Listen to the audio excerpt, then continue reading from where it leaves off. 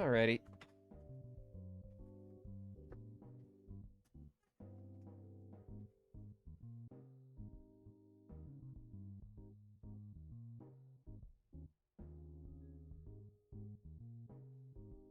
Hello. Hair probably looks all funky. Is what it is. Hello. We're doing a short little stream today. Just a cute one.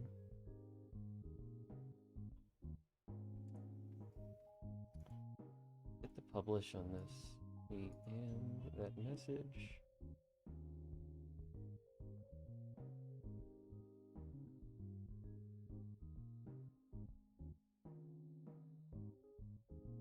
And let's pull up the stream manager. Can't forget that.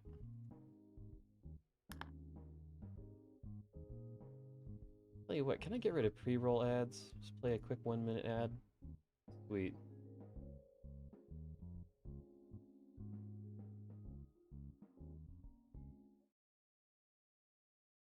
Here we are. Okay, I've got my lurks going.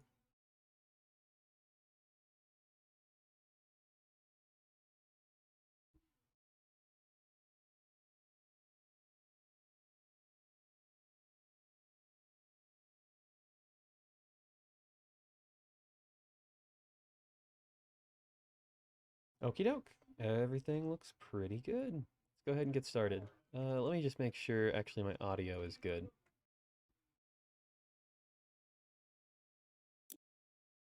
Oh yeah. Oh yeah, we got sound. We got plenty of sound. Let's just start with the biggest thing we got right now. H and G Hexenjäger. You're two humble confectioners, brother and sister, living in our own house deep in the woods of the national park, and there's nothing, absolutely nothing strange about that, no. It's Hansel and Gretel, isn't it?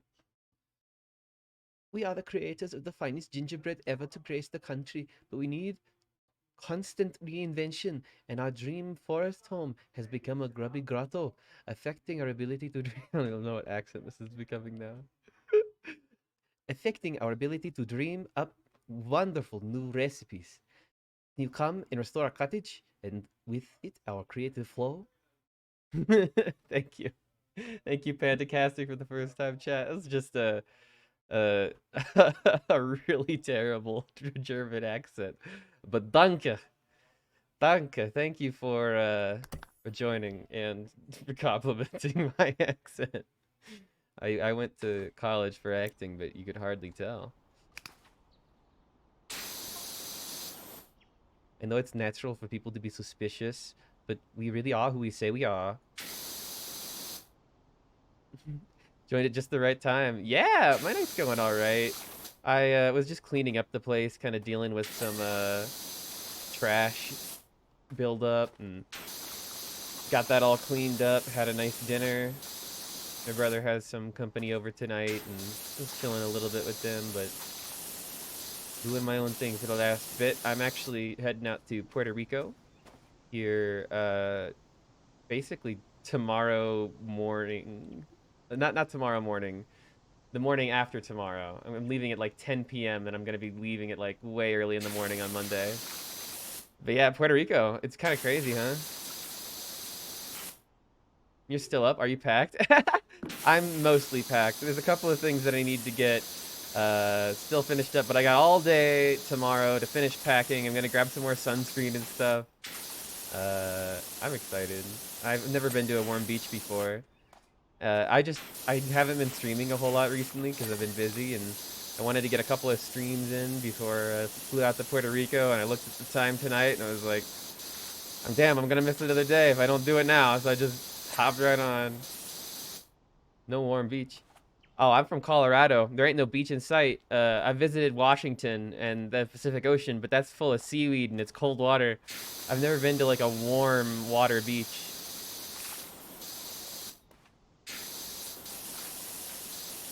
Yeah, I live in the state like furthest from all beaches. The anti-beach state, Colorado. We have everything but beaches. I'm actually going with work. It's a work trip. believe it or not. They're actually paying for us to all fly out there, and because we're all like a remote company, it's like our in-person work week, you know? Oh. Oh my. Oh wait, I didn't get that whole piece there, did I? There we go. Is the company based in Puerto Rico? Nope. We actually used to be based in New York, which is where we did the last co-working week. But because we're now a completely remote company, we just kind of went like, well, where's cheap? And we're gonna go to Puerto Rico, of course, in the middle of hurricane season, which that I'm sure is gonna go super well. Not worried about that at all. I don't know what you're talking about.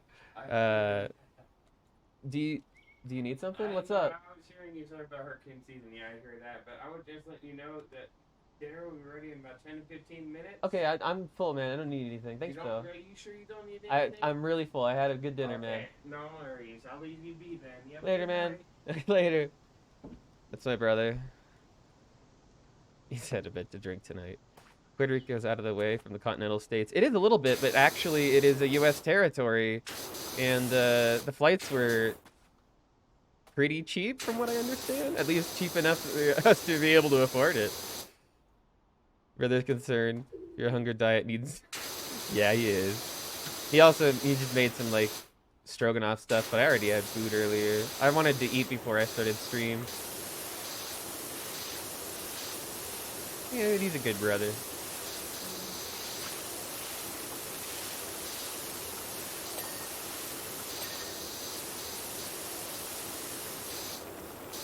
Oh yeah, I don't mind at all. I am a customer service agent at a cat food company. By the way, let me know if the audio is like really bad.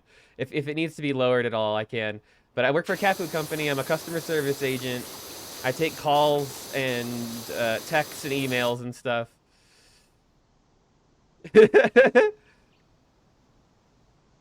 It is pretty far away. I've never traveled. I'm such a homebody, so I'll have to do a layover in Houston. It'll be like a full 12-hour journey in the airplane.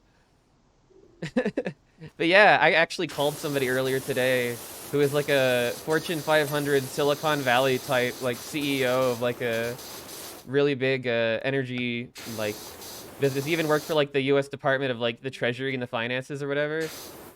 That guy was crazy. Yeah, 12 hours. 12-hour journey. It'll be a long one. I'm packing a good pillow. The journey starts at 5:25 a.m., so I'm driving up the night before and hanging out at a friend's house.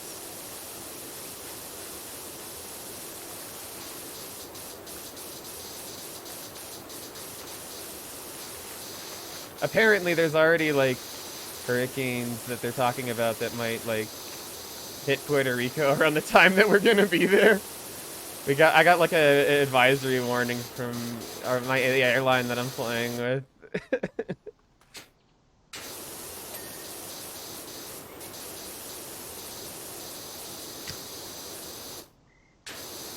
Oh, you know what? I really need a little step there. Yeah, look at that. Look at the dirty little no good spot right there. There you go. Wunderbar. Yes, be safe and caffeinated. Absolutely. I am honestly probably just gonna sleep for the first layover flight to Houston, from Colorado to Houston, and then I'm probably gonna like play my Switch for the other half.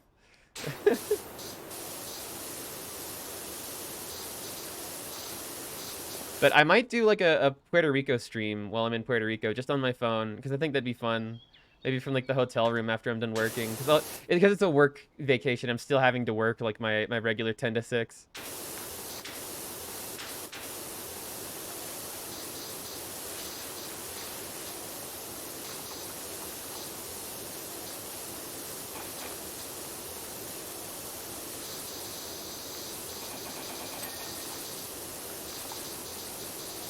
I've never actually done like a phone stream before, but my friend has done it to great success before, so kind of makes me want to try it. Similar event coming up in January, but in Orlando, Florida. Oh, my condolences.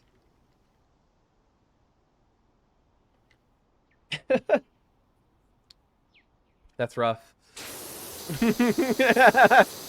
I mean, you could. I think Orlando's enjoyable. Like, yeah, there's Disney World and stuff. Like, I've never been to Disney World, and that would be a huge plus. It seems like a pilgrimage that people take throughout their lives at some point. Even adults go crazy for that place.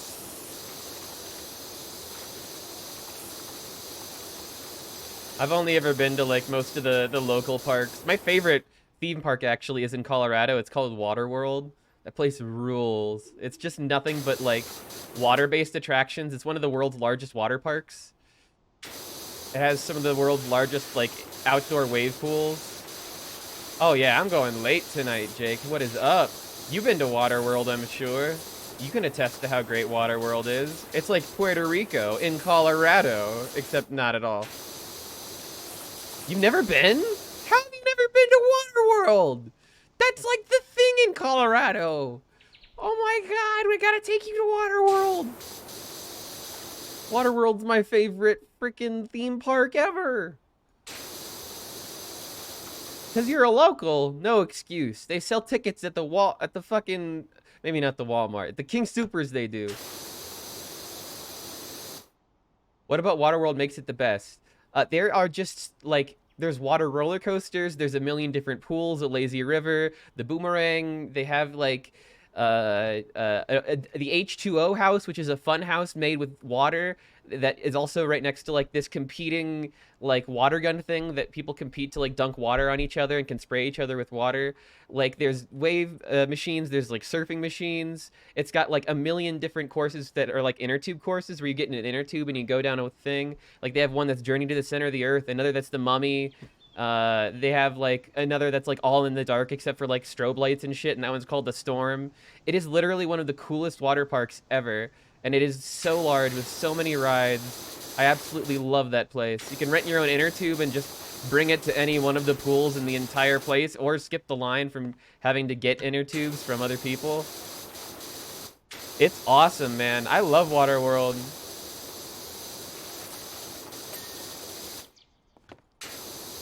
I'm telling you, it's a great place. If you like water-based theme parks, it's like hard to beat. Also, I am just on the roof now. I don't know why I'm here. I just kind of chose to do this with my life. I'm on the roof now. I usually go bottom down, but I feel like going top down just because it was so easy to get up here. Didn't even need my ladder.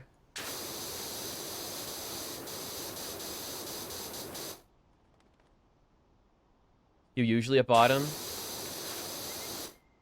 Only when the mood strikes.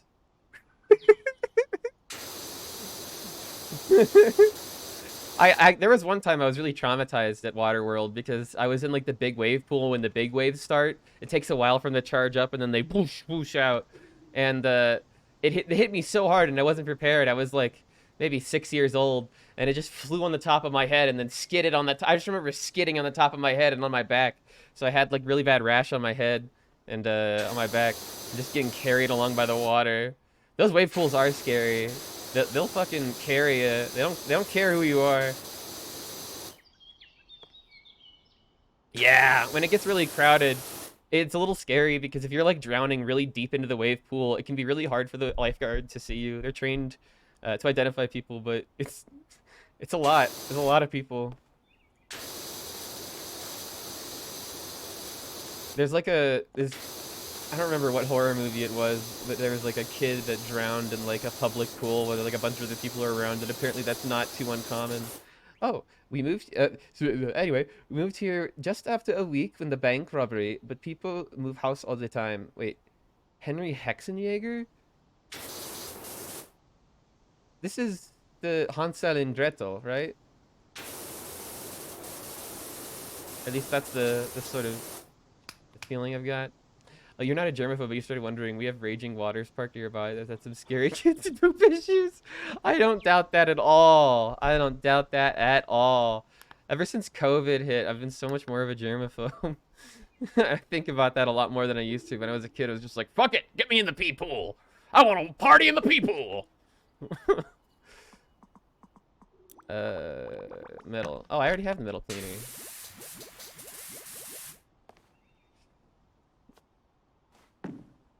Wait, the wave's churning. Oh yeah. Way more cautious about germs than ever since COVID. Yeah, absolutely. I mean, you lost your taste buds for a while there. You told me that was like existentially terrifying. All right.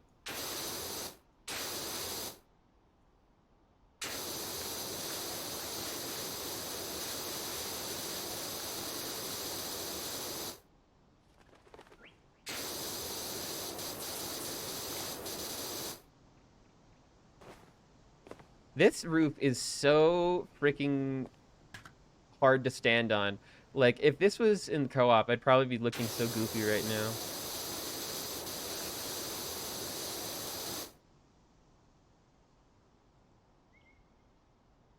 The taste, smell of things just was warped and changed. Oh, wait, really? It's still not normal? Oh, fuck. That's no good.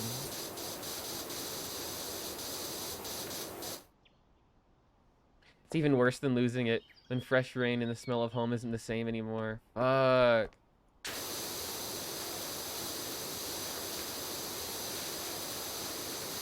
No, that is kind of terrifying. Just to have something that you consider to be a base trait. Like, imagine if just the color red that I'm wearing right now just suddenly looked purple to you for the rest of your life. And then purple just looked like red. Like, how? That's so fucked. Just to have, like, your sense of how you perceive the world to be changed forever.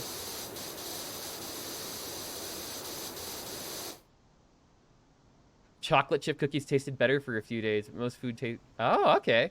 That's good. At least it's like mostly temporary, is what it seems like. For the taste thing, anyway. Long COVID's no joke. Bitter, not better. Oh. Did I read that? Yeah, I did read that wrong. Whoop, that was the stony brain. My bad.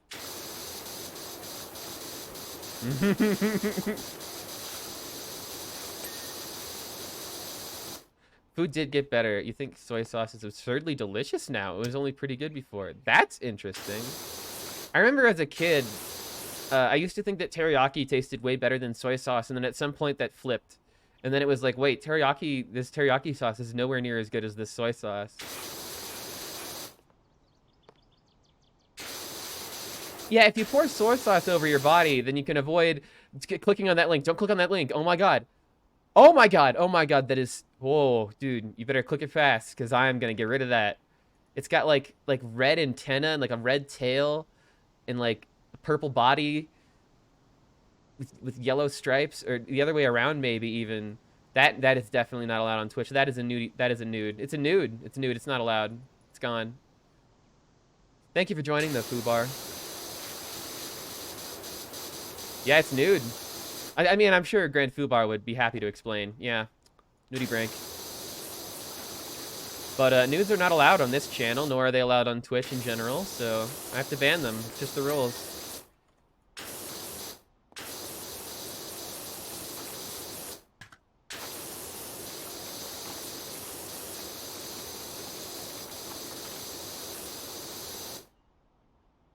Coming at a later date.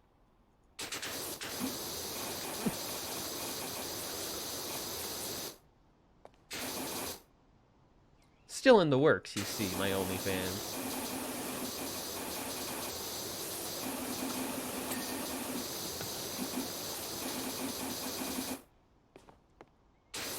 See, nobody redeemed show feet enough on the channel point redemption side, so I just decided to can the whole OnlyFans idea. There's just no way people are interested enough in my toes. I don't think it'll happen. I think I ended up getting rid of the foot redemption. Although I did actually use it. I think like 3 people redeemed it when it was active. How big are your toes? Asking for a friend. Is your friend the moderator of footwiki.com? Ratemyfeet.com? If so, I'll get in touch. It's my dream to be famous enough one day to be put on ratemyfeet.com. Or celebrity ratemyfeet.com, rather. Whatever that one is. Definitely not. Of course not.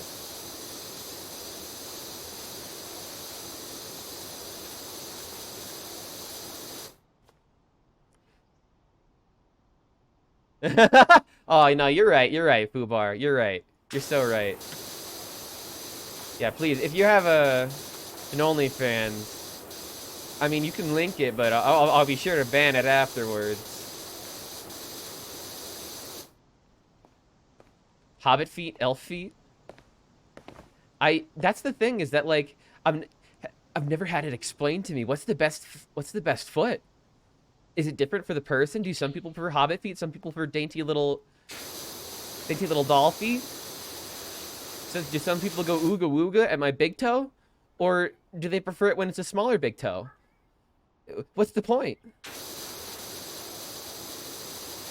You have mutant feet. Well, then you should definitely make an OnlyFans. That's what I'm understanding.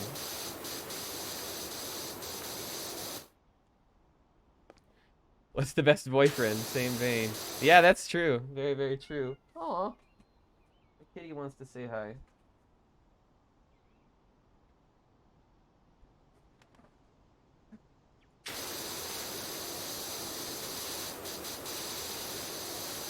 She like put her little paws up on my back. So cute. I think that she wants me to play with her, but I gotta get a little bit of a stream in. I can play with her there tonight.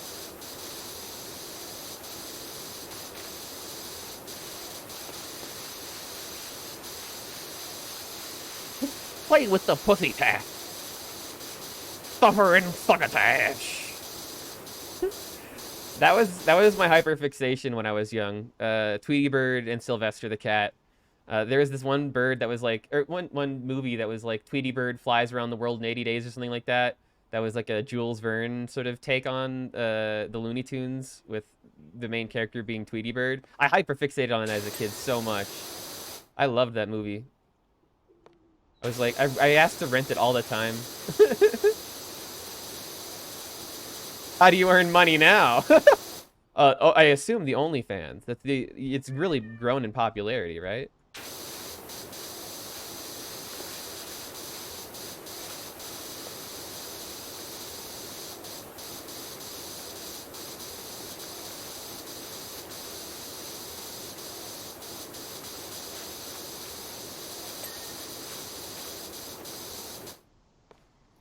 Excellent.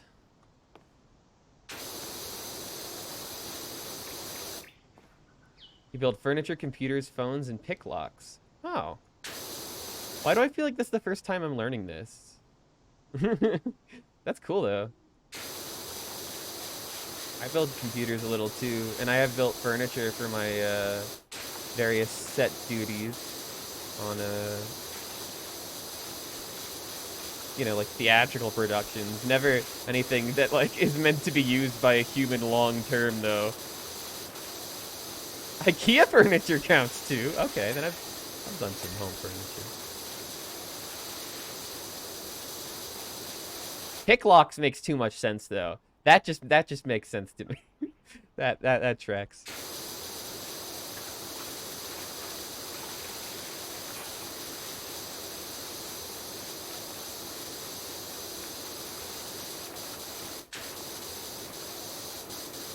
I don't know why, but it does. I could tell you more things. Oh. Tell me more things. Whisper it into my ear, please. Please, Dad. Oh, Gretel. You might say I bear a slight resemblance to Floozy McGee, but she was much younger than I am now, and such a happy soul.